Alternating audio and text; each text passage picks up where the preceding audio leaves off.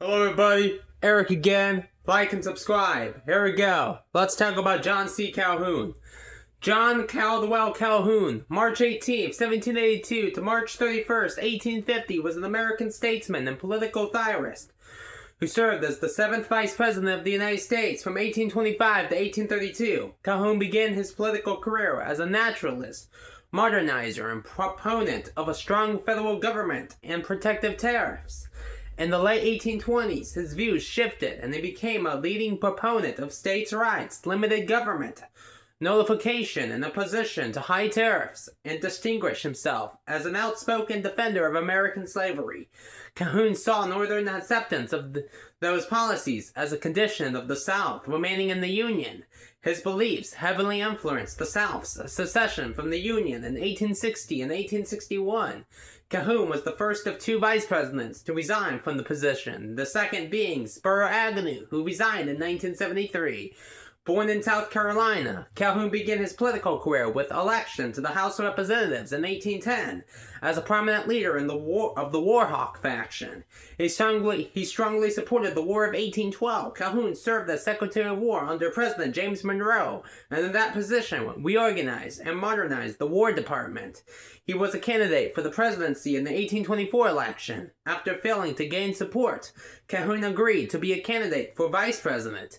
The Electoral College elected him vice president by an overwhelming majority. He served under John Quincy Adams and continued under Andrew Jackson, who defeated Adams in the election of 1828, making Calhoun the most recent U.S. vice president to serve under two different presidents.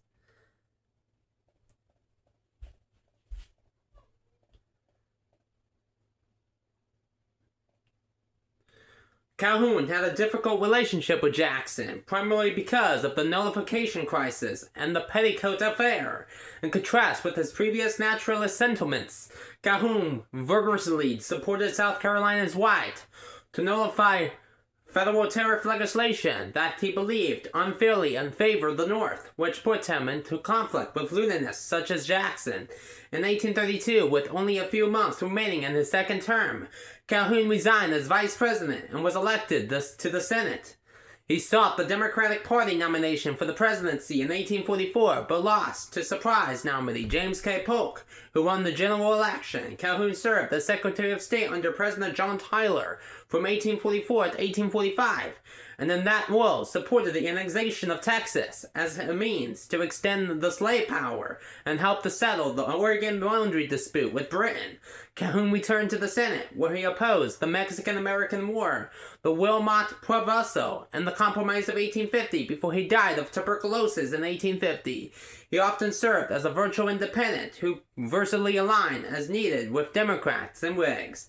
Later in life, Calhoun became known as the Cast Iron Man for his rugged defense of white Southern beliefs and practices.